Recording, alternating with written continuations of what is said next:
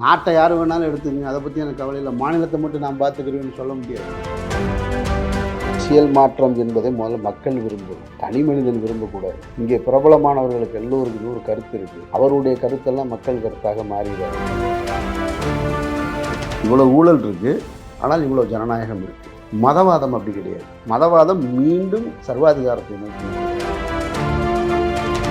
இந்த தேசத்தில் புற்றுநோயாக இருக்கக்கூடிய ஊழலை கண்டித்து மாபெரும் உண்ணாவிரதம் இருந்த ஒருத்தர் 10 ஆண்டுகளாக எங்கே இருக்காருன்னு தெரியல, எந்த பேச்சும் கிடையாது. அப்போது அவர் யாருக்கோ ஒருத்தருக்கு வேலை செஞ்சுருக்காருன்றது தான் இதில் மறுக்க முடியாத உண்மை.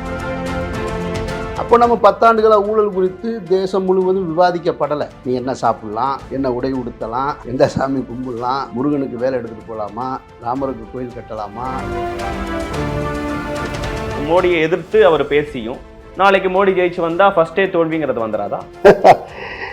நீங்கள் தலைவனுக்கு வெற்றி தோல்வி இயல்புங்க சார். ஆனால் தமிழ்நாட்டில் இங்கே உரையாடல் மதம் சார்ந்து இல்லை அதிகமாக அரசியல். அதனால இங்கே நடக்காதுன்னு சொல்லிடுறாங்க, விட்டா அவங்க ஸ்டார்ட் பண்ணிடுவாங்க. எனக்கு ஒருத்தரை பிடிச்சிருக்கு, நான் ஒருத்தரை ஆதர்ச நாயகனாக விரும்புகிறேன் அப்படின்றதுக்காகவே அவர் அவர் கையில் நாட்டை கொடுக்கணும் அப்படின்னா, நிறைய பேருக்கு லேடி சூப்பர் ஸ்டார்னு சொல்லக்கூடிய நயன்தாராவை பிடிக்கும், அவங்க கையில் நாட்டை கொடுத்துட முடியுமா? விஜய் அவர்களுக்கு இணையாக ரசிகர் வட்டாளத்தை வைத்திருக்கக்கூடியவர் அஜித் அவர்கள், அப்படின்னா அவரை கூப்பிட்டு நாட்டை கொடுத்துருவா? வெளிநாட்டிலிருந்து கார் இறக்குமதி செய்தால் இங்கே வரி கட்டணும், வணிக வரித்துறையில் வரி கட்டணும். அந்த வணிக வரித்துறையில் அவர் கட்ட மறுக்கிறார். பெருவாரியான மக்களுக்கு இங்கே நம்ம மக்கள் நலத்திட்டத்துக்கு செலவழிக்கப்படுதுன்றதை நீங்கள் நினைவில் கொள்ளணும். கரை வேட்டி கட்டியிருப்பவர்கள், அதிகாரத்தில் இருப்பவர்கள் பெறக்கூடியதை மட்டும் ஊழல்னு சொல்லாது. திரையுலகில் மட்டும் ஹீரோக்களாக இருக்கக்கூடாது. நான் அரசியல்வாதியா ஆக போறேங்கிறதுக்காக என்னுடைய நடிப்பையே விடுறேங்கிறாரு விஜய். வாழ்த்துக்கள் தான்.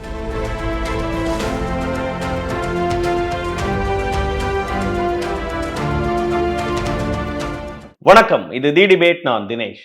சிறப்பு நேர்காணலில் இன்று நம்மோடு இணைந்திருப்பவர் திரைப்பட இயக்குனர், சமூக செயற்பாட்டாளர், நடிகர் திருமிகு அமீர் அவர். சார் வணக்கம், எப்படி இருக்கீங்க?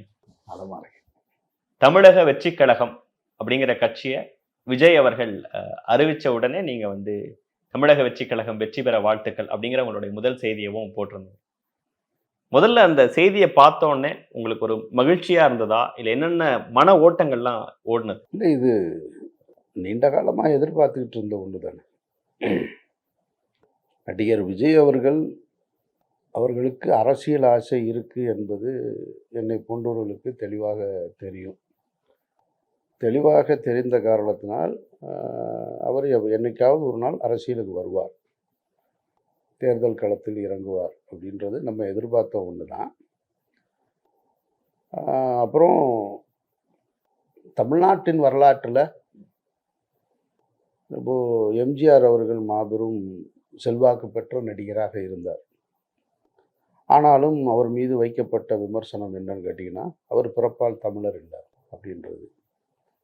அதற்கு பின்னால் ரஜினிகாந்த் அவர்கள் கிட்டத்தட்ட ஒரு 30 ஆண்டு காலம் நான் அரசியலுக்கு வருவேன்னு சொல்லிட்டு தன்னுடைய ரசிகர்களையும் பொதுமக்களையும் மற்ற அரசியல் கட்சிகளையும் அவங்ககிட்டையும் சொல்லிக்கிட்டே இருந்தார்.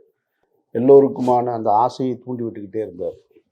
ஆனாலும் அவர் மீது வைக்கப்பட்ட மிகப்பெரிய குற்றச்சாட்டு பெரும்பான்மை ரசிகர்களை கொண்ட நடிகர்களாக நான் சொல்லிக்கிட்டு இருக்கேன், அவரும் பிறப்பால் தமிழராக இல்லை அப்படின்ற ஒரு குற்றச்சாட்டு. எனக்கு அதிலெல்லாம் உடன்பாடு இருக்குது, இல்லை என்றிருந்தாலும் கூட என் மண்ணை சார்ந்த ஒரு நடிகர் ஒரு நீண்ட இடைவெளிக்கு பிறகு பெரும் செல்வாக்கு பெற்ற ஒரு நடிகராக இருப்பதே, ஒரு தமிழராக இருப்பதே நான் அவரை பாராட்டுவதற்கு சரியானதுன்னு நினைக்கிறேன். நான் தமிழ் மண்ணில் ஒரு தமிழ் நடிகர் உச்ச நடிகராக இருப்பது என்பது பெருமைக்குரிய விஷயமாக நம்ம பார்க்கக்கூடிய சூழலில் அந்த நடிகர் அரசியலுக்கு வருவார் அப்படின்றது எதிர்பார்த்த ஒன்று தான். அதனால் எதிர்பார்த்ததுனால தான் அப்படின்னு ஒன்றே பெரிய இதில் அதிர்ச்சி அடைவதற்கோ ஆச்சரியப்படுவதற்கோ ஒன்றும் இல்லை. அப்புறம் இவருக்கு முந்தைய நடிகர் நீண்ட நடிக காலமாக வரமாட்டேன்னு இப்படி சொல்லி காலத்தை கடத்திக்கிட்டே இருந்து ஊடகங்கள் மட்டும் அது குறித்து பேசிக்கிட்டே இருந்ததை தாண்டி இவர் கிட்டத்தட்ட ஒரு 10 ஆண்டுகள் இந்த ஊடக வெளிச்சத்தில் அரசியல் களத்திலே இருந்துக்கிட்டே இருந்திருக்காரு. அதன் மூலம் இவருடைய திரைப்படங்களும் மிகப்பெரிய வெற்றி அடைஞ்சிருக்கு, சர்ச்சைக்குள்ளாக இருக்கு. ஒவ்வொரு திரைப்படங்கள் வெளிவருவதற்கு முன்னரும் அது குறித்த விவாதங்கள், அது அவருக்கு எப்படி பார்த்தாலும் ஒரு கெயின் தான். பொலிட்டிக்கலையும் சரி, சினிமா வைஸும் சரி. பொலிட்டிக்கல் கெயின் இனிமே தான். சினிமா பொலிட்டிக்கலாக பேசப்பட்ட சினிமா கெயின் அப்படி நம்ம எடுத்துக்கலாம். ஒரு நடிகரை அரசியல் தளத்தில் முதல்வர் வேட்பாளராக கொண்டு வந்து நிறுத்தும் பொழுது அது சினிமா கெயின் தானே. வியாபார பிஸ்னஸ் பெரிய லெவலில் போகுது. ஒரு நடிகர் என்பதையும் தாண்டி ஊடகங்களில் விவாதம், செய்திகளில் முன்னுரிமை கிடைக்குது, மற்ற அரசியல் கட்சிகளுடைய பார்வைப்படுது, எல்லோருடைய பார்வைப்படும்போது அதை அவர் என்ஜாய் பண்ணார். கரெக்டாக அது நடந்துட்டு தான் நினைக்கிறேன் நான்.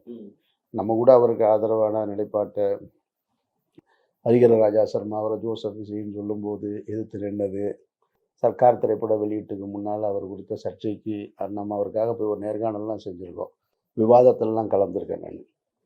ஸோ அந்த அடிப்படையில் எனக்கு ஒன்றும் இது அதிர்ச்சியோ ஆச்சரியமோ கிடையாது. ரொம்ப நாள் இழுக்கலை இந்த கேமை, 10 ஆண்டுகளை சுருக்கிட்டார். ஸோ அந்த வகையில் பாராட்டு தெரிவிக்க வேண்டிய அவசியம் இருந்தது. ஸோ அதனால் வாழ்த்துக்கள் சொல். அவரோட அறிக்கையை பார்த்தோன்னே அப்சர்வர்ஸ் எல்லாருமே முன் வச்ச 2 விஷயத்துக்காக அவர் மெயினா குறிப்பிடுறாரு. ஒன்று, ஒரு பக்கம் வந்து நாட்டில் ஊழல் மலிந்திருக்கு, இன்னொரு பக்கம் மதவாதம் நிறைய இருக்கு அப்படிங்கிறார். இது 2ஐயும் ஒரே தட்டுல வச்சு பார்க்கறது முதல்ல சரியில்லைன்றது என்னுடைய பார்வை, என்னை போன்றவர்களுடைய பார்வை. இந்த நாட்டில் வந்து உலகம் முழுவதுமே வந்து மன்னராட்சிகளுக்கு பின்னர் சர்வாதிகாரம் இருந்தது, மன்னராட்சி இருந்தது, மன்னராட்சிகளுக்கு பின்னர் சர்வாதிகாரம் இருந்தது, சர்வாதிகாரத்திலிருந்து வெளிவந்தது தான் ஜனநாயகம். அப்போ அனைத்து மக்களுக்குமான அதிகாரம் என்பது ஜனநாயகத்தின் மூலமாக தேர்ந்தெடுக்கப்படணும் அப்படின்றது தான் சரியானதாக இருக்கும். சரிங்களா? அந்த அடிப்படையில் ஜனநாயகம் என்பதே இன்றைக்கு உலகம் முழுவதுமே சதவீத அடிப்படையில் வேறுபடுமே தவிர, கொஞ்சம் முன்ன பின்ன ஊழல் நிறைந்த ஜனநாயகம்தான் உலகம் முழுக்க வியாபித்திருக்கு. அந்த ஊழல்ன்றதுக்கு நம்ம டெஃபினேஷனை தேடி எடுக்கணும்னா நிறைய இருக்குது. நிறைய விவாதங்களை நம்ம ஒவ்வொரு தனி மனிதன்ட்டு நம்ம தொடங்கி விவாதிக்க வேண்டியது இருக்குது. இந்த ஊழல் எப்படி நடக்குது, இந்த கரப்ஷன் எப்படி வருது, யார் யார் எங்கெங்கே கரப்டாக இருக்காங்க, கரப்ஷன் எப்படி நடக்குது, எப்படி பண பரிவர்த்தனை நடக்குதுன்றதெல்லாம் பெருசாக நம்ம விவாதிக்க வேண்டியது. ஆனால் அதில் ஒரு ஜனநாயகம் இருக்குது. ஊழல் இருக்குது, இவ்வளோ ஊழல் இருக்குது, ஆனால் இவ்வளோ ஜனநாயகம் இருக்குது. மதவாதம் அப்படி கிடையாது. மதவாதம் மீண்டும் சர்வாதிகாரத்தை நோக்கி நகரும். ரொம்ப ஆபத்தானது. ஊழல் நீங்கள் நிறைஞ்சு கொஞ்சம் கொஞ்சமாக கூடிக்கிட்டே இருந்துச்சுன்னா ஒரு நாளைக்கு அதை நிப்பாட்டி தட்டி தூக்கிடலாம். நம்ம ஒரு 20 ஆண்டுகளுக்கு முன்னே நம்ம நிறைய பார்த்துருக்க வாய்ப்பு இல்லை. ஊழல் செய்த அரசியல்வாதிகளுக்கு பெருசாக தண்டனைன்றதெல்லாம் பார்த்ததில்லை. ஆனால் கடந்த 20 ஆண்டுகளில் நம்ம அதை பார்க்கக்கூடிய வாய்ப்பு கிடைச்சிருச்சு. இங்கே தமிழ்நாட்டிலே கூட இப்போ 2 அமைச்சர்கள், ஒருத்தர் சிறையில் இருக்கார், ஒருத்தர் தண்டனை பெற்று வெளியில் இருக்கார். சிறையில் இருக்கவர் மேலே இன்னும் நிரூபிக்கப்படலை. அது ஓகே. நான் சொல்கிறது குற்றச்சாட்டுகள் இருக்குது. முன்னாள் முதலமைச்சர் இருக்கார், இன்னும் பல, இப்போ கூட ஜார்க்கண்ட் முதலமைச்சர் இருக்கார். இப்படி தொடர்ச்சியாக இன்னும் பல மாநிலங்கள் இதெல்லாம் பார்க்கக்கூடிய வாய்ப்பு இருக்குது. அப்போது ஒரு ரெமெடி இருக்குது. ஊழல் செய்தால் தண்டனை பெற முடியும் அப்படின்ற ஒரு நம்பிக்கை இன்னும் நம்ம மனசுக்குள்ளே இருக்குது. அப்போ அதுக்காக ஊழலை நம்ம ஆதரிக்கலை, ஊழலை கம்ப்ளீட்டாக சப்போர்ட் பண்ணல. அதனால் ஊழல் செஞ்சுக்கிட்டு ஜனநாயகமாக இருந்துக்குன்னு நம்ம சொல்லலை. அது அப்படி வியாபிச்சிருக்கு, அதை நம்ம ஒன்றும் உருவாக்கலை. அது எங்கேயோ தொடங்கி அப்படியே நம்ம தலைமையிலே சேர்ந்து விழுந்துருக்கு. அந்த ஊழலுக்கு நம்ம தலைமையில் விழுந்து நம்மளும் வேறு வழி இல்லாமல் கை கட்டி நின்று வேடிக்கை பார்க்கக்கூடிய சூழலுக்கு தள்ளப்பட்டிருக்கு. அந்த சூழல் மாறணும்னு தான் அப்படி கை கட்டி வேடிக்கை பார்க்குற ஒவ்வொருத்தங்களும் நினைக்கிறாங்கன்னா விஜய் அவர்களும் குறிப்பிடுறாரு. அதுதான் அந்த இடத்துல நீங்கள் உங்களுடைய கேள்வி வந்து இதுவா அதுவான்றதுக்கு தான் இப்போ நான் பதில் சொல்லிக்கிட்டு இருக்கேன். நான் ஊழலுக்கு ஆதரவாக பேசலை, அதுவான்னு நீங்கள் கேட்டதுனால மதவாதம் அதை விட ஆபத்தானது. ஆனால் மதவாதம்ங்கிறத மட்டுமே அவர் குறிப்பிடல, சாதிய மத பிளவுவாத அரசியல் கலாச்சாரம் அறிக்கையில் இருக்கிறதெல்லாம் நம்ம இப்போ நீங்கள் கேட்ட கேள்வி 2ல் எதை நான் முதன்மையாக பார்க்குறேன்னா மதவாதத்தை தான் பார்க்குறேன். ஏன்னா மதவாதம் மீண்டும் அது சர்வாதிகாரத்துக்கு போகும். என் இனம் என் மதம் அப்படிங்கும்போது அது சாராத பிறரை கொன்று குவிக்க தோணும், அந்த இடத்துக்கு வந்துடுவாங்க. ஊழல் அப்படி இல்லைல்ல. நம்ம ஊழலுக்கு மதவாதத்துக்குள்ள வித்தியாசம் தான் பார்க்குறோமே தவிர நான் ஊழலுக்கு ஆதரவாக பேசுகிறது தான் நீங்கள் எடுத்துக்கக்கூடாது. நான் அதைத்தான் சொல்கிறேன். மதவாதம் இனவாதமும் தன் இனம் சாராத தன் மதம் சாராதவர்களை கொன்று குவிக்க தூண்டிடும். ஊழல் அப்படி கிடையாது அப்படின்றத தான் நம்ம இதில் வந்து பார்த்துக்க வேண்டியது. அதனால் மதவாதம் தான் முதன்மையானதாக இருக்கணும். அது இன்றைக்கு இந்திய ஒன்றியம் அதை நோக்கி நகர்கிற காரணத்தினால் அதை முதன்மை பிரச்சனையாக நம்ம பார்க்க வேண்டிய அவசியம் இருக்குன்னு நான் நம்புகிறேன். ஏன் சொல்கிறேன்னா 2013-12 காலகட்டம்னு நினைக்கிறேன். டெல்லி ராம்லீலா மைதானத்தில் சரியாக வருடம் எனக்கு நினைவில்லை. காங்கிரஸினுடைய 10 ஆண்டு கால ஆட்சியை தொடர்ச்சியாக 50 ஆண்டு கால காங்கிரஸ் ஆட்சியில் ஊழல் அப்படின்னு தான் சொல்லி ஒரு வயசான ஒருத்தர் மல்லாகப்படுத்திட்டு உண்ணாவிரதம் இருந்தார். யார் அந்த மனிதர், எங்கேருந்து வந்தார்? நவீன காந்தி அப்படின்னு சொல்லி அவருக்கெல்லாம் ஒரு அடைமொழி கொடுக்கப்பட்டது, பெயர் கொடுக்கப்பட்டது. ஓவர் நைட்டில் இந்தியா முழுவதும் பிரபலமானார். ஊடகங்கள் அவருக்கு ஒரு வெளிச்சத்தை கொடுத்தது. வெளிச்சத்தை கொடுத்ததும் இல்லாமல் இந்தியா முழுக்க பல்வேறு மாநிலங்கள்லேருந்து அவருக்கு ஆதரவானவர்கள் குரல்கள் சமூக வலைதளங்களில் எழ ஆரம்பிச்சிச்சு. சென்னை மெரினால ஒரு பேரணி நடந்துச்சு. நடிகர் விஜய் அவர்களே கூட அந்த நவீன காந்திக்கு போய் ஆதரவு தெரிவித்தார். அந்த உண்ணாவிரதம் நடந்தது. காங்கிரஸ் ஆட்சியின் ஊழல் பற்றி தொடர்ச்சியாக பேசப்பட்டது. அதுக்கப்புறமா பார்த்தீங்கன்னாக்க 14 தேர்தல் வந்தது. பாஜக ஆட்சிக்கு வந்தது. அவரை காணோம். எப்படி வந்து இங்கேருந்து நித்யானந்தா கைலாசால இருக்காரோ அது மாதிரி அவரை காணோம். எனக்கு ஆச்சரியமாக இருக்குது. ஒருத்தர் எப்படி காணா போவார்? இந்த தேசத்தில் புற்றுநோயாக இருக்கக்கூடிய ஊழலை கண்டித்து மாபெரும் உண்ணாவிரதம் இருந்த ஒருத்தர் 10 ஆண்டுகளாக எங்கே இருக்காருன்னே தெரியல. எந்த பேச்சும் கிடையாது. அப்போது அவர் யாருக்கோ ஒருத்தருக்கு வேலை செஞ்சுருக்காருன்றது தான் இதில் மறுக்க முடியாத உண்மை. ஒருத்தருக்கு வேலை செஞ்சார். வேலை செஞ்சு இன்னொருத்தர் கையில் ஆட்சியை வாங்கி கொடுத்துட்டு அவர் போயிட்டார். ஸோ என்னோட வேலை முடிஞ்சிருச்சு அப்படின்னு. இந்த 10 ஆண்டு காலமாக நம்ம எதை பற்றி அதிகம் பேசிக்கிட்டு இருக்கோம்? இந்த 10 ஆண்டு காலமாக மாநிலமாக இருக்கட்டும், ஒன்றியமாக இருக்கட்டும், அதிகம் நாம் விவாதித்தது ஊழல் குறித்தா மதவாதம் குறித்தா? மதவாதம் குறித்து தான். அதில் சிறுபான்மையினர்கள் படக்கூடிய இன்னல்கள் என்னென்னலாம் இருக்குங்கிறத தொடர்ந்து பிரச்சனைகளாக பேசிகிட்டு இருக்காங்க. அப்போ நம்ம 10 ஆண்டுகளாக ஊழல் குறித்து தேசம் முழுவதும் விவாதிக்கப்படலை. நீ என்ன சாப்பிட்லாம், என்ன உடை உடுத்தலாம், எந்த சாமி கும்பிடலாம், முருகனுக்கு வேலை எடுத்துகிட்டு போகலாமா, ராமருக்கு கோயில் கட்டலாமா, கியான்வாபி மசூதியில் அடுத்து என்ன வரணும், கிருஷ்ணருக்கு ஆலயம் கட்டலாமா, பட்டேலுக்கு சிலை வைப்பதா, மாட்டுக்கறி சாப்பிட்லாமா சாப்பிடக்கூடாதா, தொடர்ச்சியாக நம்ம இந்த 10 ஆண்டுகளாக ஊழல் குறித்து எங்கேயுமே பேசலை. இது குறித்து தான் நம்மளை அறியாமல் நம்ம இதை பேசிக்கிட்டே இருக்கோம். அப்போ நாடு 2014க்கு முன்பு 14க்கு பின்புன்னு பிரிக்க வேண்டிய அவசியம் ஏற்படுது. அப்போ இன்றைய காலகட்டத்தில் நம்ம எதை நோக்கி நகர்கிறோம்? இப்போ தமிழ்நாட்டில் நாடே இப்படி ஒரு சூழல் இருக்குங்கிறத புரிஞ்சுக்க முடியுது சார். ஆனால் தமிழ்நாட்டில் இங்கே உரையாடல் வந்து மதம் சார்ந்து இல்லை அதிகமாக அரசியல் ரீதி சொல்லக்கூடாது. நிறைய நடந்திருக்கு. தமிழ்நாட்டில் மத கலவரங்களை ஏற்படுத்துவதற்கான முயற்சிகள் பல நடந்திருக்கு. அது தொடர்ச்சியாக அதிமுக திமுகன்ற 2 கட்சிகளாலும் முறியடிக்கப்பட்டிருக்கு. நான் திமுகவுக்கு மட்டும் அந்த கிரெடிட்டை கொடுக்க விரும்பலை, அதிமுகவுக்கு சேர்த்து கொடுக்குறேன். ஜெயலலிதா போன்ற ஒரு ஆளுமை இல்லாமல் இருந்திருந்தால் தமிழ்நாட்டில் மதக்கலவரம் பயங்கரமாக நடந்துடும். அதுக்கான சூழல்லாம் இருந்தது. உங்களுக்கு நினைவு இருக்குமான்னு தெரியலை, அம்மையார் உயிரோடு இருக்கும் பொழுது ஒரு ரமலான் மாதத்தில் ஆம்பூரில் ஒரு கலவரம் நடக்குது. ஒரு மத மோதல்கள் உருவாகுது. ரமலான் காலகட்டமாக இருப்பதால், அது இஸ்லாமியர்களுடைய பண்டிகை காலகட்டமாக இருக்கிறதால் இஸ்லாமியர்களுக்கு முக்கியத்துவம் கொடுக்கப்படணும் அப்படின்று என்ன செய்வாங்கன்னா, அவர்கள் மீது யாரும் வழக்கு தொடுக்க மாட்டாங்க. அவர்களை வந்து யாரும் கண்டிக்க மாட்டாங்க. ஏன்னா ஒரு சாஃப்ட் கார்னர் இருக்கும் இல்லையா? ஆனால் அந்த நேரத்தில் வந்து அந்த கலவரத்துக்கு உள்ள நுழைவதற்காக யார் போகிறேன்றான்? ஹரிஹர ராஜா சர்மா நான் ஆம்பூருக்கு போவேன்றார். மக்கள் மறந்துருப்பாங்க, அதனால நான் உங்ககிட்ட அதை நினைவுபடுத்த வேண்டியிருக்கு. ஹரிஹர ராஜா சர்மா என்ன சொல்கிறாருன்னா, நான் ஆம்பூருக்குள்ளே போய் நிற்பேன்றார். ஏன்னா போய் மீண்டும் அந்த கலவரத்தை உசுப்பேற்றி, ஏன்னா ரமலான் மாதமாக இருக்கிற இன்னும் கொஞ்சம் அதை வந்து உசுப்பேற்றி விடுறதுக்கு பெரிதுபடுத்துவதற்காக போகிறேன்றாரு. ஜெயலலிதா அம்மையார் என்ன செய்கிறாங்கன்னா, சட்டத்தை ரொம்ப கடுமையாக்குறாங்க. ஹரிஹர ராஜா சர்மா ஆம்பூருக்குள்ளே நுழையக்கூடாது அப்படின்னு சொன்னதோடு மட்டுமல்லாமல் ஒரு சார்பு நிலையை எடுக்காமல் அங்கே யார் கலவரத்தில் ஈடுபட்டார்களோ அங்கே இருக்கக்கூடிய இஸ்லாமியர்களையும், அது கிட்டத்தட்ட ஒரு 15வது நோன்பு அந்த மாதிரி காலகட்டம்னு வச்சுங்களேன், மீதம் 15 நாட்கள் இருக்குது ரமலான் கொண்டாடுவதற்காக, அந்த மிச்ச பேரை தூக்கி ஜெயிலில் தூக்கி போட்டாங்க. 2 பக்கமும் நீயும் போகக்கூடாது, நீயும் ஜெயிலுக்கு போகணும். வேற யாராவது இருந்தால் என்னங்க நோன்பு காலகட்டத்தில் ஜெயிலில் தூக்கி போட்டிங்களே அப்படின்னு சொல்லுவாங்க. நான் சொல்கிறது இந்த மதவாத பிரச்சனையில் அதிமுக அரசு எடுத்துக்கொண்ட அன்றைய நிலைப்பாடு இருக்கு இல்லையா, அது வரவேற்கத்தக்கது. அதுபோல் அவர்கள் ஒரு விஷயத்தை தெளிவுபடுத்தியிருந்தாங்க.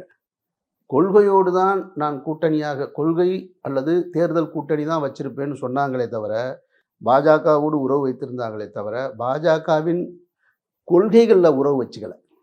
அதில் ஜெயலலிதா அம்மையார் ரொம்ப தெளிவாக இருந்தாங்க. தேர்தல் கூட்டணியாகத்தான் அவர்களோடு பேச்சுவார்த்தை இருந்துச்சு. அதுவும் ஒரு கட்டத்தில் வந்து விலகி நீங்க சொல்ற 2014ல மோடியா லேடியா தான் அவங்க ஸ்டாண்ட். அவங்க ரொம்ப தெளிவான ஸ்டாண்ட் எடுத்துட்டாங்க. இங்கே அவங்க மதவாதத்தை தூக்கி பிடிக்கலை. இதை நம்ம பலமுறை சொல்லியிருக்கோம். அவர்கள் இருக்கும்போது தான் சங்கராச்சாரியார் கைது நடந்திருக்கு. வேறு அதெல்லாம் யாரும் இங்கே செய்ய முடியாது, அவ்வளோ எளிதில் நடத்திட முடியாது. அப்போ அவங்க மதவாதத்தை தலை தூக்க விடாமல் பார்த்துக்கிட்டாங்க அவங்க பீரியட் இருக்கிற வரைக்கும். அவர்கள் இறப்புக்கு பின்னால் உள்ளே வந்துருச்சு. அப்படியே மெல்ல மெல்ல உள்ளே வந்து எத்தனை மரணங்கள் நம்ம சொல்லலாம் தெரியுங்களா? கோவையில் வந்து சிவகுமார் ஒருத்தர் கொல்லப்பட்ட போது அந்த சிவகுமாருடைய மரணத்தில் அவருடைய வீட்டு வாசலில் புகைப்படம் வைத்து அவருடைய வீட்டு வாசலில் மோடி அவர்களுடைய புகைப்படம் வைத்து மோடியின் புகைப்படத்திற்கு செருப்பு மாலை போடப்பட்டது யாருனால? இந்து அமைப்பினரால், பாஜக ஆதரவாளர்களால். சொந்த தலைவனுக்கு செருப்பு மாலை. எதுக்கு? கலவரத்தை தூண்டுறதுக்கு. இப்படி நான் நினைவுக்கு வந்தால் இன்னொரு 20 கூட சொல்லலாம். அத்தனை நடந்திருக்கு. எங்கே எது நடந்தாலும் ஒரு கல்லூரி மாணவியுடைய தற்கொலையில் கூட உள்ள அண்ணாமலை உள்ளே புகுந்து பார்த்தீங்கன்னாக்கும் அந்த வீடியோவை வெளியிடுவது எல்லாமே மத மோதல்களை உருவாக்குவதற்கான தொடக்கம். முந்தைய பாஜக தலைவர் பார்த்திங்கன்னா அவர் முருகன் இருந்தார் இல்லையா, திடீர்னு ஒரு நாள் வேலை தூக்கிட்டு கிளம்பி கோயில் வாசலில் போய் நின்றுட்டு கதவை திறங்கன்ட்டார். இப்போ ராமர் கோயில் நடக்கும்போது இங்கே என்னென்ன விஷயங்கள் நடந்ததுங்கிறதையும் நம்ம பார்க்க முடிஞ்சது. அப்போ தமிழ்நாட்டில் 2 மக்கள் சார்ந்து கேட்குறேன் சார். மக்கள் பெரும்பான்மையா இல்லை, நான் சொல்லுவது தமிழ்நாட்டில் இது இல்லைன்னு நீங்கள் சொன்ன காரணத்தினால இது இல்லாமல் போனதற்கு 2 கட்சிகளுடைய பங்களிப்பு பெருசாக இருக்குன்ற நான். கிட்டத்தட்ட அவங்க ஆர்எஸ்எஸ் பேரணி இங்கே நடத்துவதற்காக பல முறை முயலும் போதும் நீங்கள் கோர்ட்டை போய் நாடுங்கன்னு சொன்னது, கோர்ட்டு வந்து சில வழிமுறைகளை காட்டி சில கட்டுப்பாடுகளை விதித்து, இல்லைன்னா நீங்கள் வந்து விநாயகர் சதுர்த்தி ஊர்வலத்தில் எத்தனையோ அவங்க நடத்துறதுக்கு தயாராக தாங்க, நடத்துவதற்கு அவர்கள் எல்லாம் தயாராக இருந்தாங்க. நடத்த விடாமல் செய்து கொண்டிருப்பது 2 திராவிட கட்சிகளுடைய பங்களிப்பாக நான் பார்த்தேன். மறைந்த அம்மையார் ஜெயலலிதாவும் இன்றைய ஆட்சிகளும். அதனால் இங்கே நடக்காதுன்னு சொல்லிடுறாங்க, விட்டால் அவங்க ஸ்டார்ட் பண்ணிடுவாங்க. அப்போது தமிழ்நாடு பாதிக்கப்படாத ஒரு இடமா இருக்குது. அதனால தான் பாதிக்கப்படாத இடமா இருக்கிற காரணத்தினால தான் பாராளுமன்றத்தில் ராகுல் காந்தி தெளிவாக சொல்கிறாரு, நீங்கள் எங்கே வேணாலும் ஆளதான், தமிழ்நாட்டுக்குள்ளே நீங்கள் நுழைய முடியாது. 0 சீட்டு தான் சொல்கிறேன். அப்போ ஏன் தமிழ்நாட்டை பெருமைப்படுத்த வேண்டிய அவசியம் எங்கே இருக்குது? தான் ஒரு தேசிய கட்சி, இந்த நாட்டை பல வருடங்களாக ஆண்டவர்கள், அரை நூற்றாண்டுகளாக ஆண்டவர்கள், ஆனாலும் தமிழ்நாட்டிற்கு அந்த பெருமை எப்படி கொடுக்குறாரு அப்படின்னா, இங்கே மதவாதத்திற்கு இடமில்லை என்பதை தெளிவாக சொல்கிறார். ஆனால் அதற்கான முயற்சி நிறுத்தப்பட்டு விட்டதுன்றதை நான் நம்ப மாட்டேன். அது இப்பவும் நடந்து கொண்டு இருக்கிறது, இனிமேலும் தொடரும். இப்போ விஜய் அவர்கள் குறிப்பிட்டிருக்கிறது யாரை குறிப்பிட்டிருக்காரு நீங்க நினைக்கிறீங்க சார்? அவர்கிட்ட தான் டைரக்டா கேட்கணும். நீங்க உங்க பார்வையா எதெல்லாம் நினைக்கிறீங்க? பார்வையா நான் சொல்லுவது, அவர் வந்து எல்லா விஷயங்களையும் எடுத்துக்கிட்டதா நான் பார்க்குறேன். அந்த அறிக்கையில் எல்லா விஷயங்களையும் எடுத்துக்கிட்டாரு. பொதுவாக கட்சி ஆரம்பிக்கிறவங்கலாம் என்ன சொல்லுவாங்க? ஊழல் ஒழிப்பு, லஞ்சம் இல்லாத வறுமை ஒழிப்பு, எல்லோருக்கும் எல்லாம் கிடைக்கணும். நம்ம அதை சமூக நீதினு சொல்கிறோம். எல்லோருக்கும் எல்லாம் கிடைக்கணும். அப்புறம் வந்து சாதி மத மோதல்கள் இருக்கக்கூடாது, மதத்தின் காரணமாக பிரிக்கக்கூடாது. இது எல்லோருடைய தத்துவம் தான். எல்லா மனிதர்களுமே பொதுவெளியில் வரும்பொழுது இதை பேசத்தான் செய்கிறாங்க. வீட்டுக்குள்ளே போய் அடையும் போது தான் சாதியாக மதமாக எப்படி படுக்கிறான் ஒரு மனிதன் அப்படின்னா, வீட்டுக்குள்ளே போகும்போது சாதியாக மதமாக இனமாக அவன் சார்ந்திருக்கிற துறை சார்ந்து அவன் நேர்மையாளனா, லஞ்சம் வாங்குறவனா, நிர்வாக சீர்கேட்டுக்கு துணை போகிறவனா இல்லையான்றதெல்லாம் வீட்டுக்குள்ளே போகும்போது தான் தெரியுது. அவன் சார்ந்திருக்க துறைக்குள்ளே போகும்போது தான் தெரியுது. அந்த அடிப்படையில் தமிழ்நாட்டில் இனிமேல் வந்து தமிழர் நலன் ரொம்ப முக்கியமாக இருக்கிறதுனால இங்கே இருக்கக்கூடிய சில முக்கியமான கோட்கள் இருக்குது. யாது முறையாக வருவது, பிறப்புக்கும் எல்லா உயிருக்கும் இருக்கிறது. இதையெல்லாம் எடுத்து ஒன்றா வச்சுக்கிட்டு அந்த அறிக்கையில் வச்சிருக்கிறதா நான் பார்க்குறேன். ஊழல்னு அவர் குறிப்பிட்டிருக்கிறது யாருன்னு நினைக்கிறீங்க? பிளவுவாத அரசியல் அவர் சொல்றது யாருன்னு நினைக்கிறீங்க? இல்லை, இந்த ஊழல், நிர்வாக சீர்கேடு, முறைகேடு, லஞ்சம்லாம் இருக்கு இல்லையா, அதை முதல்ல அவர் தெளிவாக உணர்ந்திருக்கிறாரா என்பதைத்தான் நான் கேட்க விரும்புகிறேன். உணரலன்னு நினைக்கிறீங்க? உணராம எப்படி அவருடைய ஆரம்ப முதல் அறிக்கை அரசியல் ரீதியான அறிக்கையில வரும்? ஊழல் என்பது நீங்க மீண்டும் மீண்டும் கரை வேட்டி கட்டியிருப்பவர்கள், அதிகாரத்தில் இருப்பவர்கள் பெறக்கூடியதை மட்டும் ஊழல்னு சொல்லாதீங்க. அது மட்டும்தான் ஊழலா? அப்படி சொல்லக்கூடாது. ஊழல் என்பது எல்லா மனிதர்கள்ட்ட நிறைந்திருக்கிறத நான் பார்க்க முடியுது. பெரும்பான்மை மனிதர்கள்ட்ட நிறைஞ்சிருக்கு. அது லஞ்சம், ஊழல் என்பதே, கையூட்டி என்பதே தெரியாத அளவிற்கு தன்னுடைய வாழ்வோட பின்னி பிணைஞ்சிருச்சு. பல அரசு அலுவலகங்களில் பார்த்தீங்கன்னாக்கும் அவர்கிட்ட காசு கொடுத்தா கரெக்டாக செஞ்சு கொடுத்துருவார். அவர் ரொம்ப நேர்மையானவர், வாக்கு மீற மாட்டார். காசு வாங்கி கை நீட்டி காசு வாங்கிட்டா செஞ்சு கொடுத்துருவார். இதையெல்லாம் நம்ம நேர்மைக்குள்ளே கொண்டு வந்துட்டோம். கையூட்டு பெறுவதையே நேர்மைக்குள்ளே கொண்டு வந்துட்டோம். இப்போ அவரையே எடுத்துப்போமே, அவர் ஒரு நடிகராக இருந்தார், இன்றைக்கு அரசியல் கட்சி துவங்கி இருக்கிறார். அவர் 2012 இங்கிலாந்துலேருந்து ஒரு கார் வாங்குறாரு, ரோல்ஸ் ராய்ஸ் காரு. அந்த காரை வாங்கி என்ன செய்கிறாரு, அவர் பதிவு பண்ண போகிறாரு. பதிவு பண்ண போகும் பொழுது வெளிநாட்டிலிருந்து கார் இறக்குமதி செய்தால் இங்கே வரி கட்டணும், வணிக வரித்துறையில் வரி கட்டணும். அந்த வணிக வரித்துறையில் அவர் கட்ட மறுக்கிறார். அதனால் அந்த காரு ரெஜிஸ்டர் ஆர்டிஓ ஆஃபீஸில் பதிவு செய்யப்பட அவருக்கு. அப்போ ரொம்ப காலமாக வீட்டுக்குள்ளேயே வச்சுருக்காரு காரை. அவர் வாங்கினதும் போல பேருக்கு தெரியாது, எப்போ இறக்குமதி ஆச்சுன்னு தெரியாது, நமக்கெல்லாம் யாருக்கும் தெரியாது. ஆனால் வாங்கி ரொம்ப காலமாக வீட்டுக்குள்ளேயே நிற்கிது. கிட்டத்தட்ட ஒரு 5 ஆண்டுகளுக்கு மேலே கழித்து இந்த வணிக வரித்துறை மீண்டும் அவரை போய் அழுத்துறாங்க. இந்த கார் இறங்கியிருக்குன்னா வந்ததுக்கு ரிசிப்ட் இருக்கும்ல, ப்ரூஃப் இருக்குல்ல, நீங்கள் கட்டளையேங்கும்போது அவர் என்ன சொல்கிறாரு, நான் தான் நான் ரிஜிஸ்டர் பண்ணலையே, நான் ஓட்டாமல் வீட்டில் தானே வச்சுருக்கேன் அப்படின்னு சொல்கிறார். ஓட்டாமல் வீட்டில் வச்சுருக்கீங்க இல்லைன்றது முக்கியம் இல்லை, நீங்கள் வரி கட்ட வேண்டியது அவசியம்னு இவங்க சொல்கிறாங்க. அப்போ எனக்கு வரி விலக்கு கொடுங்கன்னு சொல்லிட்டு நீதிமன்றத்தை அணுகிறாரு. நீதிமன்றத்தில் என்ன சொல்கிறாங்கன்னு கேட்டிங்கன்னா, இதுபோல் நடிகர்கள், முதல்ல அவங்க சொல்கிறாங்க, நடிகர்கள் திரையுலகில் மட்டும் ஹீரோக்களாக இருக்கக்கூடாது, நிஜ வாழ்க்கையிலும் ஹீரோவாக இருக்கணும்னு அந்த நீதிபதி தன்னுடைய உத்தரவில் குறிப்பிடுறாரு. இது தவறு, நீங்கள் வரி கட்டணும் அப்படின்னு சொல்லி அவருக்கு ஒரு அபராதத்தை விதிக்கிறார். 1 லட்சமோ 2 லட்சமோ எக்ஸாக்டாக எனக்கு நினைவு இல்லை. ஒரு அபராதத்தை விதித்து வரி கட்ட சொல்கிறாங்க. சொல்லிட்டு அப்போ தான் நான் சொன்ன இந்த விஷயத்தையும் சொல்கிறாரு, திரையுலகில் மட்டும் நீங்கள் ஹீரோவாக இருக்கக்கூடாது, நிஜ வாழ்க்கையிலும் ஹீரோவாக இருக்கணும். உங்களை போன்ற நடிகர்களிடம் பெறப்படுகிற வரி தான் பெருவாரியான மக்களுக்கு இங்கே நம்ம மக்கள் நலத்திட்டத்துக்கு செலவழிக்கப்படுதுன்றதை நீங்கள் நினைவில் கொள்ளணும் அப்படின்றாரு. இப்போ இது எந்த கேட்டகரியில் வரும்ன்றத அவர் தான் முடிவு பண்ணணும். நம்ம பொதுமக்கள்கிட்ட வச்சுருக்கோம். அப்போது எது ஊழல், ஏன் நாம் வரி கட்ட மறுத்தோம், என்ன காரணம்? ஒரு படத்துக்கு தியேட்டருக்கு போகிறவங்க பிளாக்ல டிக்கெட் வாங்குறது ஊழல்ல தான். இதை நான் பல தடவை சொல்லிட்டேன் சார். நான் இவரை மட்டும் சொல்லலை, பல நடிகர்களை சொல்லிட்டேன். அரசியல்வாதிகளை கை நீட்டி குற்றம் சொல்லக்கூடிய நடிகர்கள் அத்தனை பேருக்கும் நான் விடுக்கிற இதுதான். யாராவது ஒரு நடிகர் இதுவரைக்கும் தங்களுடைய திரைப்படங்களில் முதல் காட்சிக்கு முதல் நாள் ஷோவுக்கு அதிகமாக டிக்கெட் விலையை தாண்டி வாங்காதீங்க அப்படின்னு சொல்லி நீங்கள் தியேட்டர்காரர்களுக்கு அறிவுறுத்த வேண்டியதில்லை, ஏன்னா அவங்க உங்களை கேட்க மாட்டாங்க. நீங்கள் தயாரிப்பாளர்களுக்கு சொல்ல வேண்டியதில்லை, நாளைய தலைமுறையாக இருக்கக்கூடிய உங்களுடைய ரசிகர்களுக்காவது நீங்கள் சொல்லியிருக்கணுன்றதை நான் விரும்புகிறேன்.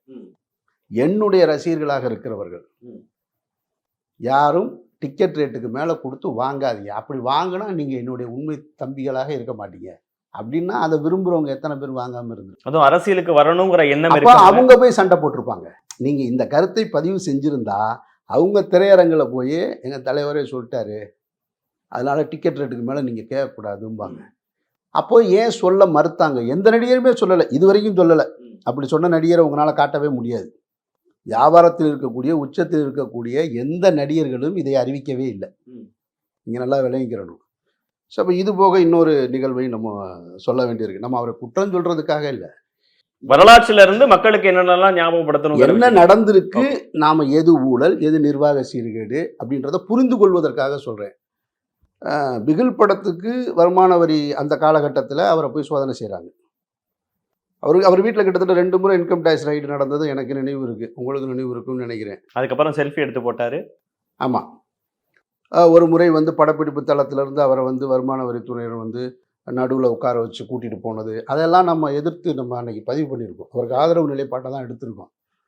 வருமான வரி மோசடி செஞ்சாரா இல்லையான்றதில்ல, நீ நடந்துக்கிட்ட முறையை தான் சொல்கிறேன்.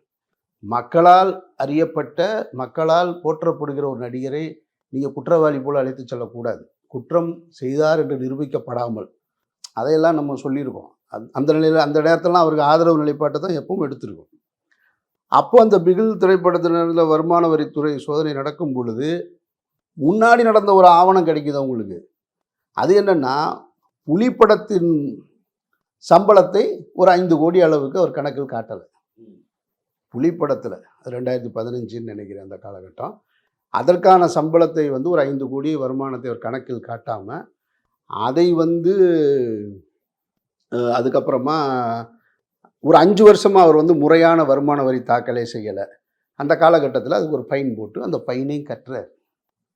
அப்போ திரும்ப வருமான வரித்துறை என்ன சொல்கிறாங்கன்னா, ஏற்கனவே வருமான வரி ஏய்ப்பு செய்து இது அபராதம் விதிக்கப்பட்ட ஒரு நபர் மீண்டும் அந்த குற்றச்செயலில் ஈடுபட்டால் கடும் தண்டனை விதிக்கப்படும்னு சொல்கிறாங்க வருமான வரித்துறை. அப்போ இதையெல்லாம் அவருடைய வாழ்க்கையில் அவர் கடந்து வந்த பாதையாக பார்க்கணும். இது நம்ம வெளியிலேருந்து எடுத்துக்கல. அவர் சொன்ன ஊழல், நிர்வாக சீர்கேடு, முறைகேடுனா எங்கேருந்து தொடங்குது அப்படின்னா தனி மனிதன்கிட்டருந்து தொடங்குது. அதுவும் மக்களால் அறியப்படுகிற ஒரு பிரபலமாக இருக்கக்கூடியவர், அரசியல் கனவுகளோடு இருக்கக்கூடியவர், தொடக்க காலகட்டத்திலிருந்து இதெல்லாம் சரி செய்திருக்கணும் அப்படின்றது என்னுடைய எதிர்பார்ப்பு. இப்போ அமீர் அவர்கள் தொடர்ந்து சமூகத்திலையும் எல்லா முக்கியமான விஷயங்களையும் கருத்து சொல்றாரு. சினிமாலையும் பிரச்சனைகள் வரும்போதும் சரி, தன்னுடைய படம் மூலியமாவும் சரி பேசுறாரு. ஒரு பக்கம் பிரகாஷ் ராஜ் உள்ளிட்டவர்கள் பேசுறாங்க, நிறைய பேர் பேசுறத பார்க்க முடியும். இப்ப இந்த அறிக்கை வரைக்கும் 2024 எலெக்ஷன்ல என்னோட ஸ்டாண்ட் என்னங்கிறதையும் நாங்க கட்சி யாருக்கும் ஆதரவும் இல்லை, எதிர்ப்பும் இல்லைங்கிறத சொல்றாரு. கட்சி ஆரம்பிச்ச பிறகும் இப்படி ஒரு ஸ்டாண்டை விஜய் அவர்கள் எடுக்கிறத நீங்க எப்படி பார்க்கறீங்க? அதுதான் தவறான கருத்துன்றதை நான் நேற்றைய நேர்காணலையே தெளிவாக சொல்லிட்டேன். அது அந்த நிலைப்பாடு என்பது வந்து மிக சரியான வழிகாட்டுதல் இல்லாமல் அவர் இதை எடுத்திருக்கிறதா இல்ல, அதுதான் ஒரு ஸ்ட்ராட்டஜிங்கிறாங்களே. இப்ப யாரு சொல்லி இப்ப மோடியை எதிர்த்து அவர் பேசியும் நாளைக்கு மோடி ஜெயிச்சு வந்தா ஃபர்ஸ்டே தோல்விங்கிறது வந்துடாதா? நீங்கள் தலைவனுக்கு வந்து வெற்றி தோல்வி வந்து இயல்புங்க. நீங்கள் ஒரு மக்களை வழிநடத்த போகிறீங்கன்னு சொன்னால் படை தலைவனாக இருக்கணும்னு முடிவு எடுத்துட்டீங்கன்னா தோல்வியை பார்க்கக்கூடாதுங்க. தோல்வி தான் வெற்றியின் முதல் படிக்கட்டு. ஐயா மோடியை எதிர்த்து நம்ம கருத்து சொல்கிறோம், அல்லது ராகுலை எதிர்த்து ஒரு கருத்து சொல்கிறோம், ராகுல் நாளைக்கு வென்றுட்டார் அப்படின்னா உடனே நம்ம அப்படியே நின்ற முடியுமா? தொடர்ச்சியாக அந்த கருத்தில் உறுதியாக நிற்கணும். கருத்தில் உறுதியாக ஒருத்தர் வென்றுட்டாருன்றதுக்காக உடனே நாம தோத்துட்டோம்னு அர்த்தமா? 2026ல தான் அவர் அரசியல் மாற்றத்தை ஏற்படுத்தணும்னு நினைக்கிறார். இல்லை நல்லா இங்கே பாருங்க, அரசியல் மாற்றம் என்பதை முதல்ல மக்கள் விரும்பணும், தனி மனிதன் விரும்பக்கூடாது. தனி மனிதனுடைய விருப்பு வெறுப்புகளை வச்சு நம்ம அரசியல் செய்ய முடியாது.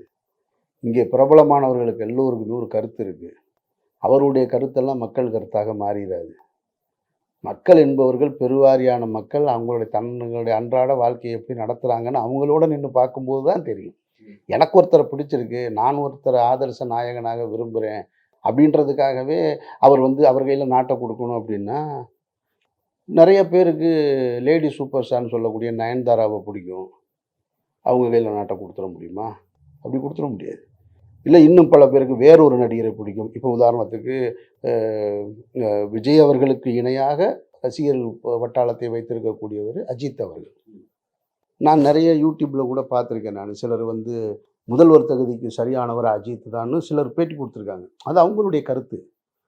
கிட்டத்தட்ட சோசியல் மீடியாவில் 2 பேருக்கும் சமபலமாக இருக்குது அப்படின்னா அவரை கூப்பிட்டு நாட்டை கொடுத்துட்றதா அப்படின்னு ஒன்று இருக்கு இல்லையா? அப்படி இல்லை. மாற்றம் என்பதை மக்கள் விரும்பணும். நீங்கள் முதல்ல அரசியல் மாற்றம் என்று யாராவது அரசியல் கட்சி தொடங்கி, நான் சொல்கிறது அரசியல் கட்சி தொடங்கி மக்களிடத்தில் இந்த மாற்று அரசியலை உருவாக்க வேணும் அப்படின்னு சொன்னால் அந்த மாற்றத்தை முதலில் தன்னிடத்தில் இருந்து தொடங்கும். தன்னிடத்திலிருந்து தொடங்காமல் திடீர்னு ஒரு நாள் காலையில் உயரமான இடத்துல போய் நின்றுக்கிட்டு மக்களிடத்திலிருந்து தொடங்குவது என்பது ஏற்புடையது இல்லை. தன்னிடத்திலிருந்து விஜய் தொடங்கலேன்னு நினைக்கிறீங்களா? தொடங்கலையா இல்லையான்ற நான் விவாதத்துக்கு வரல. தொடங்கணும் என்பது என்னுடைய எதிர்பார்ப்பு. தொடங்கியிருக்காருன்னு நினைக்கிறீங்களான்னு கேட்குறேன். தன் நகத்துல இருந்து அதை தொடங்கியிருக்காருன்னு அமீர் அவர்கள் பார்க்கறாரா, இல்லை இன்னும் தொடங்கவே இல்லைன்னு நினைக்கிறார்? என் பார்வை தொடங்கி இருக்கிறதா நான் பார்க்கல. இல்லை, பிறப்புக்கும் சமூக சேவையில் அவர் ஈடுபட்டிருக்காரு. ரெண்டையும் குழப்பிக்க கூடாதீங்க. நான் ஒரு புகழ்பெற்றவனாக இருக்கேன், ஒரு பொருளாதாரத்தில் மேம்பட்டவனாக இருக்கேன், என்னை இந்த உயரத்துக்கு கொண்டு வச்ச மக்களிடத்திற்கு நான் சேவை செய்கிறேன் அப்படின்னு சொல்லி சர்வீஸ் மைண்டோட நீங்கள் படிக்க வைக்கிறது, நலத்திட்ட உதவிகள் செய்கிறது, இதையும் அரசியலையும் குழப்பிக்கக்கூடாதுன்னு நான் நினைக்கிறேன். நான் அரசியல் என்பது வேறு, நலத்திட்ட உதவிகள் என்பது வேறு. அரசியலில் நலத்திட்ட உதவிகள் என்பது ஒரு பார்ட்டு, ஒரு பகுதி. அது மட்டுமே இல்லை. மாதம் 1000 பெண்களுக்கு உதவித்தொகை வழங்கப்படும், உரிமை தொகை வழங்கப்படும்னு திமுக சொல்லுதுன்னா அது ஒரு பகுதி. அது மட்டுமே அரசியல் கிடையாது. பெண்களுக்கு இலவச பயணம் பேருந்துகள்னு சொல்லுவது அது ஒரு பகுதி, பார்ட்டு. பொங்கல் இனாம் கொடுப்போம் என்பது ஒரு பார்ட்டு. பொங்கலுக்கு ரேஷன் கடையில் இந்த பொருட்கள் இந்த பொருட்கள்லாம் வழங்கப்படும், மாணவர்களுக்கு கல்வி உதவித்தொகை வழங்கப்படும். இதெல்லாம் பகுதி பகுதியாக இருக்கணுமே தவிர இதெல்லாம் நலத்திட்ட உதவிகள். இதுவே முழுவதுமான அரசியல் என்று ஏற்றுக்கொள்ளக்கூடாது. அப்போது எங்கேருந்து இப்போது ஒரு மனிதன் தன்னுடைய வாழ்க்கையில் நான் அரசியல் படுத்தப்பட்டுட்டேன் அல்லது அரசியல் வயப்பட்டுட்டேன், இல்லை நான் மக்களை அரசியல் படுத்த போகிறேன் அப்படின்னு சொன்னால் அது எல்லா நாட்கள்லையும் எல்லா நேரத்துலையும் இருக்கணும்னு நான் விரும்புகிறேன். இப்போ எம்ஜிஆர் அவர்கள் அரசியல் செஞ்சார். எம்ஜிஆர் நடிகர்னு சொல்லி நம்மளே சுருக்கிறோம் பல நேரங்களில். ஒரு நடிகர் தான், நம்ம மறுக்கலை. ஆனால் தொடக்கத்தில் இருந்தே அவர் காங்கிரஸ் என்ற ஒரு இயக்கத்தில் இருந்திருக்கார். அதற்கு பின்னால் திராவிட முன்னேற்ற கழகத்துக்குள்ளே தன்னை இணைச்சிக்கிறார். திராவிட முன்னேற்ற கழகத்தில் இணைச்சிக்கிட்டு அன்றைய காலகட்டத்தில் இருந்த காங்கிரஸ் ஆட்சிக்கு எதிராக மாநில சுயாட்சி, தனித்தமிழ்நாடு போன்ற முழக்கங்களை முன்வைத்து ஒரு அரசியல் கருத்துக்களை தொடர்ச்சியாக அவருடைய திரைப்படங்களில் பேசிக்கிட்டே அதன் மூலமாக ஒரு இயக்கம் ஆட்சி கட்டலுக்கு வருவதற்கு உதவியாக நின்றுட்டே இருக்கார். ஒரு ராத்திரியில் நடந்துடல, அப்படி தொடர்ச்சியாக திரைப்படங்களில் பேசிக்கிட்டே இருக்கார். சமூக கருத்துக்களை சொல்கிறாரு, மக்களத்தில் நேர்மை எப்படி இருக்கணும்னு சொல்கிறாரு, தாய் தந்தரை எப்படி பேணணும்னு சொல்கிறாரு. எல்லா படங்கள்லையும் பாடல்களாக, வசனங்களாக, காட்சிகளாக எல்லாமா பேசி ஒரு கட்டத்துக்கு மேலே தேர்தல் பங்களிப்பு செய்கிறார். தேர்தலில் பங்களிக்கிறார். அப்போ எம்எல்ஏவாகிறாரு, ஒரு முறை அமைச்சராகிறாரு, அதற்கு பின்னால் முதல்வர் ஆகிறார். அப்போ ஒரு அரசியல்வாதி தான். ஒரு நடிகர் அரசியல்வாதியாக நீண்ட காலமாக வாழ்ந்தார். ஒரு அரசியல்வாதியாக தொடர்ச்சியாக இருந்த ஒரு நடிகர் ஒரு காலகட்டத்தில் முதலமைச்சர் ஆனார். நான் அரசியல்வாதியாக ஆக போகிறேங்கிறதுக்காக என்னுடைய நடிப்பையே விடுறேங்கிறாரு விஜய். வாழ்த்துக்கள் தான். அப்போ நம்ம அடுத்து இன்னொன்று சொல்லுவோம். இப்போ விஜயகாந்த் அவர்கள் எடுத்துக்கிட்டோம். விஜயகாந்த் அவர்கள் உங்களுடைய கேள்விக்கான பதில் இன்னும் முழுசு வரலை. அதை நீங்கள் பார்க்கணும். அவர் எங்கே தொடங்கிட்டாரா இல்லையான்னு கேட்டீங்க. அதுக்கு தான் நான் அந்த பதில் சொல்லிக்கிட்டே வரேன். நான் திரு விஜயகாந்த் அவர்கள் அது அரசியல் களத்துக்கு வந்தார். ஆனால் அரசியல் களத்திற்கு வருவதற்கு முன்னால் அவரும் இதுபோல் சேவைகளை எல்லாம் செய்கிறார். நலத்திட்ட உதவிகள், எல்லா நடிகர்கள் நலத்திட்ட உதவிகள் செய்வாங்க, அதில் ஒன்றும் மாற்றுக்கிறது இல்லை. பெரும்பான்மையான நடிகர்கள் செய்கிறாங்க, அல்லது விருப்பப்பட்டவங்க செய்கிறாங்க. அப்போது நலத்திட்ட உதவிகள் எல்லாம் செய்து கொண்டே இருக்கக்கூடிய விஜயகாந்த் அவர்கள் திரைத்துறையில் ஒரு பிரச்சனைன்னு வச்சுங்களேன், அவர் நிற்பார். தான் சார்ந்து இருக்கிற ஒரு துறையில் ஒரு பிரச்சனைன்னா முதலாளாக நின்று தனது சங்கமாக இருக்கட்டும், நடிகர் சங்க பிரச்சனையாக இருக்கட்டும், திரைத்துறை சார்ந்த பிரச்சனையாக இருக்கட்டும், அல்லது பொதுவெளியில் மக்களுக்கு ஒரு அநீதி நடப்பதாக இருக்கட்டும், 3 இடத்துலையும் விஜயகாந்த் தன்னுடைய பங்களிப்பை செஞ்சுக்கிட்டே இருப்பார். ஒரு நடிகைகளை பற்றி ஒரு வாரப்பத்திரிகை தவறாக எழுதிருச்சுன்னு சொன்னால் கண்டன குரல் எழுப்புவார். அந்த தன்மையெல்லாம் நீங்கள் விஜயகாந்த் அவர்கிட்ட பார்க்கணும். நம்மளுடைய போன பேட்டி விஜயகாந்த் அவர்கள் பற்றி பேசினது அது ஒரு பேட்டியே இருக்கு 2. அப்போது தொடர்ச்சியாக அது ஒரு பங்களிப்பாக மக்களோடு அவர் பயணிச்சிருக்கார். திரு விஜய் அவர்கள் திரைத்துறை சார்ந்த எந்த விவகாரத்திலும் இதுவரைக்கும் தலையிட்டு நான் பார்த்ததா இல்லை, எனக்கு நினைவு இல்லை. திரைத்துறையில் எவ்வளவோ பிரச்சனைகள் இருக்குது. திரைத்துறை சார்ந்த தொழிலாளர் சம்மேளனமும் ஒன்று இருக்குது. அவர் வளர்வதற்கு காரணமான பெப்சின்ற ஒரு அமைப்பு ஒரு காலகட்டத்தில் உடைக்கப்பட்ட திட்டமிட்டிருந்தது தயாரிப்பாளர்களால். பெப்சின்ற ஒரு அமைப்பே இருக்கக்கூடாது, தொழிலாளர் சம்மேளனமே இருக்கக்கூடாது. அன்றைய காலகட்டத்தில் நான் அதுக்கு தலைவராக இருந்தேன். ஒரு நடிகர் கூட எனக்கு ஆதரவாக களத்தில் நிற்கலை. எனக்குன்னா அமீருக்கு இல்லை, அந்த அமைப்பு, அந்த சம்மேளனத்துக்கு, அந்த அமைப்புக்கு. அதை நீங்கள் நல்லா விளங்கிக்கணும். நான் ஒரு இயக்குனராக அந்த அமைப்பின் தலைவராக பொறுப்பேற்று முதல்ல ஊதிய குழு தலைவராகவும், இது ஊதிய உயர்வு, ஆமாம், அந்த தலைவராகவும் பிறகு தேர்ந்தெடுக்கப்பட்ட தலைவராகவும் இருக்கேன். எந்த நடிகரும் எனக்கு ஆதரவாக அந்த தொழிலாளர்கள் பக்கம் நிற்கிறேன்னு சொல்லலை. தான் சார்ந்திருக்கிற துறை, அப்போ தான் சார்ந்திருக்கிற துறையிலே சொல்லலை. இது போன்ற பல்வேறு விஷயங்கள் இங்கே நடந்திருக்கு. நான் சொல்கிறது புரியுது உங்களுக்கு? அப்போ எந்த விஷயங்களுக்கும் நம்ம தொடங்கலை. அவர் ஸ்ட்ரைட்டாக வேற ஒன்று செஞ்சிட்ருக்கார். அவர் நலத்திட்ட உதவிகள் செய்கிறாரு, நற்பணி இயக்கத்தை மக்கள் இயக்கமாக மாற்றுறாரு, துப்பாக்கி சூட்டில் நடந்தவங்களுக்கு போய் நேரடியாக போய் அவர் உதவி செய்கிறாரு. இந்த பங்களிப்பெல்லாம் செஞ்சுருக்காரு. நான் சொல்வது, ஒரு மனிதன் தன்னிலிருந்து தொடங்கணும், தான் இருக்கிற இடத்துல இருந்து தொடங்கணும்னு சொல்கிறேன் நான். அது இருந்திருந்தால் கூடுதல் அவருக்கு பலம் சேர்த்துருக்கும். இப்படி ஓவர் நைட்டில் ஒருத்தர் வர்றாருன்ற கேள்வியே ஆல்ரெடி களத்தில் இருக்காங்க பாருங்கள், அவங்க வைக்க முடியாது. அவங்க வைக்க முடியலை. வச்சதெல்லாம் வீணாக போயிடுச்சு. யாருக்கு? எம்ஜிஆருக்கும் விஜயகாந்துக்கும். அப்போ எம்ஜிஆரையும் விஜயகாந்தையும் எதிர்நோக்கி இந்த விமர்சனங்கள் வந்துச்சானா வந்துச்சு. ஆனால் அவர்கள் செய்த பணியின் காரணமாக, அவர்கள் மக்களோடு நெருக்கமாக இருந்த காரணத்தினால அவங்க அதை வென்றுட்டாங்க. அப்படியான ஒருவராக இருந்தால் இப்போ 2024 தேர்தலில் என்னுடைய நிலைப்பாடு என்னன்னு சொல்லியிருப்பாருன்னு நான் நினைக்கிறேன். ஏன்னா இது தமிழ்நாட்டு மக்களுடைய எதிர்கால பிரச்சனையை அடங்கி இருக்குல்ல.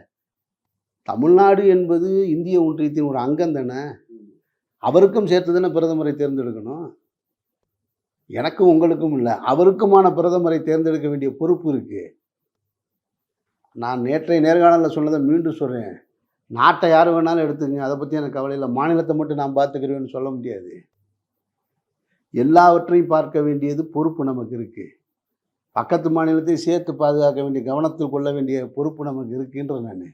அப்படி பக்கத்து வீடு எரியுதேன்னு சொல்லிட்டு நம்ம வீட்டில் உட்காந்துட்டே இருக்க முடியாது. எரியும் போதே நம்ம போய் அணைக்கலைன்னா அந்த நெருப்பு நம்ம வீட்டுக்கு தான் வரும்.